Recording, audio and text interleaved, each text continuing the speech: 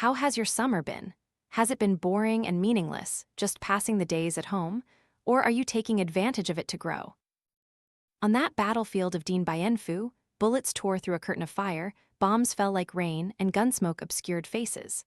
A soldier, knowing he wouldn't make it, handed his rice balls, tucked into his waistband, to a comrade.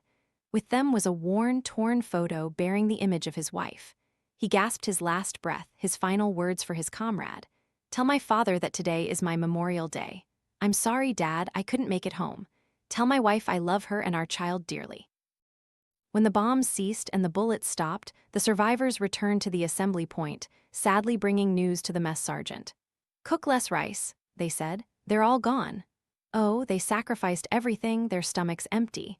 Just last night, they promised to come back and eat dried fish. Before they left, they even told me, "Dad, don't cut my portion, okay?" During the resistance, each company of about 120 men had a squad of 10 men assigned to provisions, often called the mess sergeants. At night, the mess sergeants cooked and gave each soldier 2 large rice balls, each weighing half a kilogram. The soldiers would tuck the rice into their waistbands and eat whenever they wanted, fighting and eating, digging trenches and eating.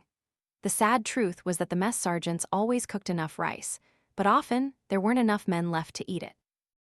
The rice would just be cooked, but perhaps only moments later, someone would be unable to eat anymore. After every battle, every enemy bombing, dozens would fall. The remaining rice balls of the fallen comrades lay scattered in the trenches. Rice balls left uneaten. The dead couldn't eat. The wounded couldn't eat. Those exhausted from fighting couldn't eat. Even the healthy ones, grieving for their comrades, couldn't swallow. The soldier's last words were an apology for breaking a promise, for not returning to care for his parents. They were words of farewell and love for his beloved wife and young child in the chaotic home front. The soldier's last act was to give his rice balls, strength, to his comrades, entrusting them with the unfinished mission to fight for the homeland.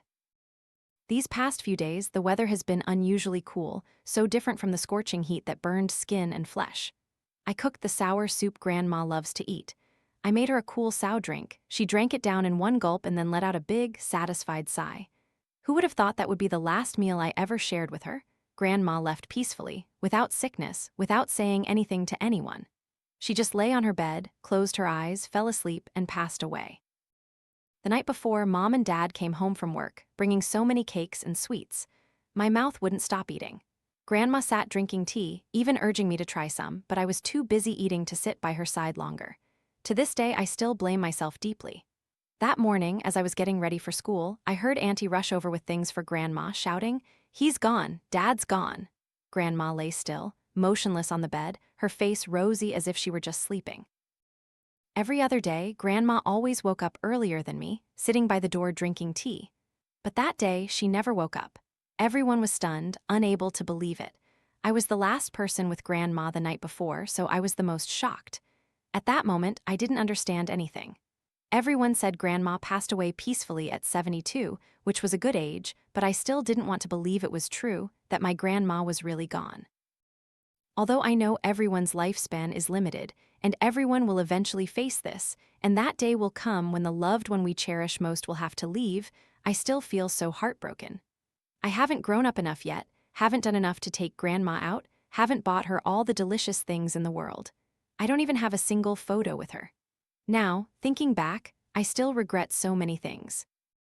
I tried to rummage through my childhood memories, filled with longing, to find the last words my grandpa said to me, but I couldn't find anything. In that moment at the dinner table, I just sat silently. The two of us, grandpa and grandchild, sat in silence, looking out at the yard. I tortured myself. Why didn't I talk to him more that day? If I had known it was the last time, I would have asked him so many things, hugged Grandma tightly, and told her how much I loved her. "Mom, can we go out this weekend, the two of us?" The two children cheered with delight. It had been so long since they had seen their mother smile, so long since they had returned to that time, the time before their parents had fought endlessly for years.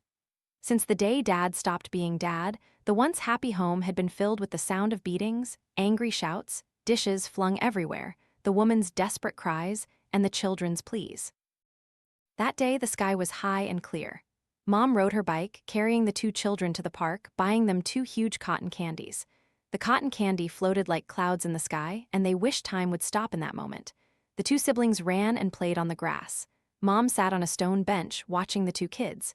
She smiled, but tears fell. Suddenly, the older child ran to Mom. It seemed to sense something was wrong. It seemed to doubt and not believe in this moment of blissful joy. It felt like something terrible was about to happen. It asked Mom, "Mom, are you okay? Are you hurting anywhere?" The woman wiped away her tears with her sleeve, revealing many purple bruises on her skin. She shook her head and replied, "It's been so long since I saw you two playing so happily, so I'm just so happy, it made me emotional." Mom took the two children to a relative's house to play so she could clean the house. Back home, Mom cooked rice as usual, a fragrant pot of braised fish.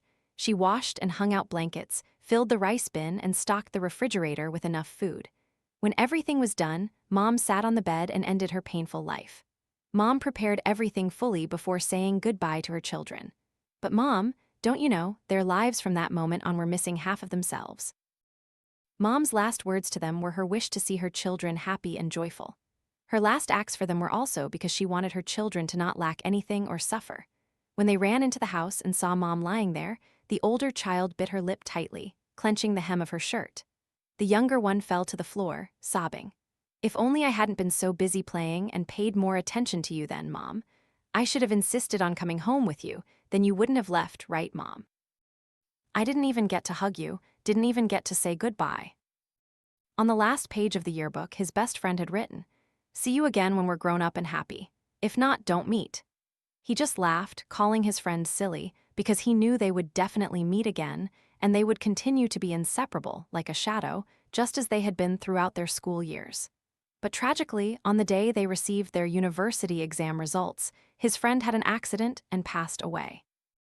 What tormented him even more was that right before they received their scores, the two had a huge fight, a trivial spat really, but for rebellious teenagers at that time, with egos soaring high, it was serious enough to collapse an entire relationship.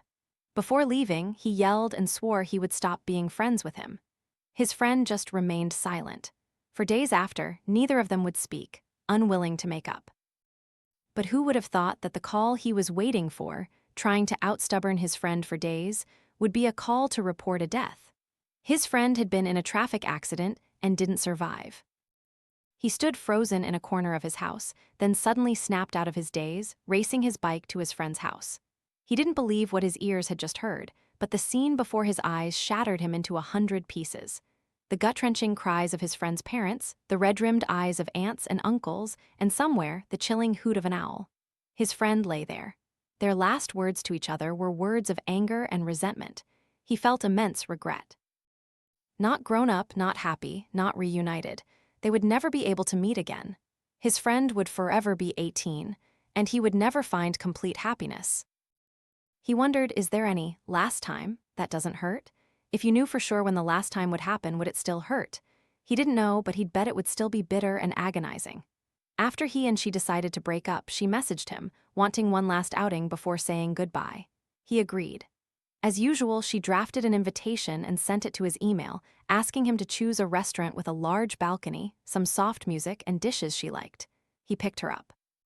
She was as beautiful as the first day they dated, but his chest no longer fluttered like it did back then. The road to the restaurant was enveloped in a frightening silence. Sometimes he felt his throat open, ready to say something, but then he'd stop. She just looked straight ahead, occasionally glancing sideways at the street signs. "Why did you choose this restaurant?" "Because you said you wanted a place with a large balcony, music, and food you liked. I'm not sure if you'll like this dish, but I remember you saying it was good once." Thank you." "Why?" "Because you listened to what I said and did it." He didn't reply. He remained silent. He had spent countless nights tormenting himself, questioning what he had done wrong, then speculating that she had found someone new and wanted to break up with him. He had intended to ask her today, but now he truly had his answer. When they were together, she was always the one planning their dates. She knew all his favorite foods, his habits, understood his pains, but he had always taken her love for granted. He never bothered to sit and listen to her confide. He thought simply doing what she wanted was enough. But who knew that's not what women truly need? Even if they are independent and strong individuals, they still need strong emotional anchors to lean on to continue moving forward.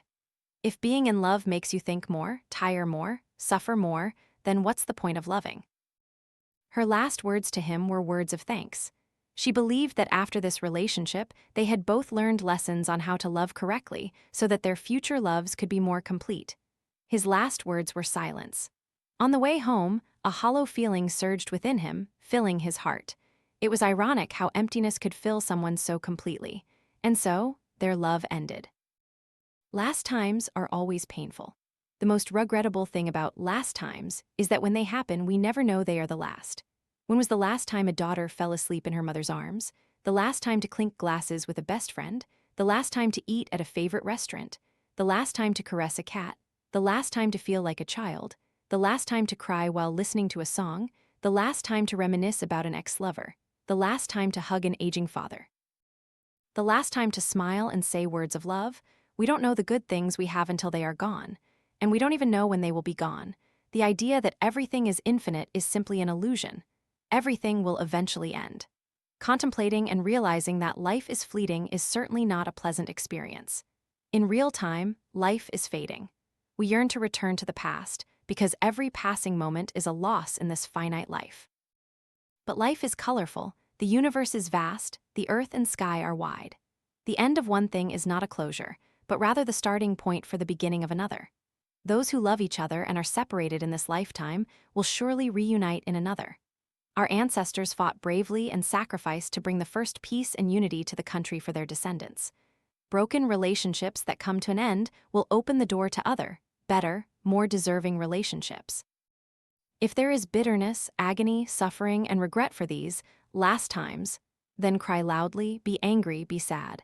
But I hope you won't give up because first times are still ahead.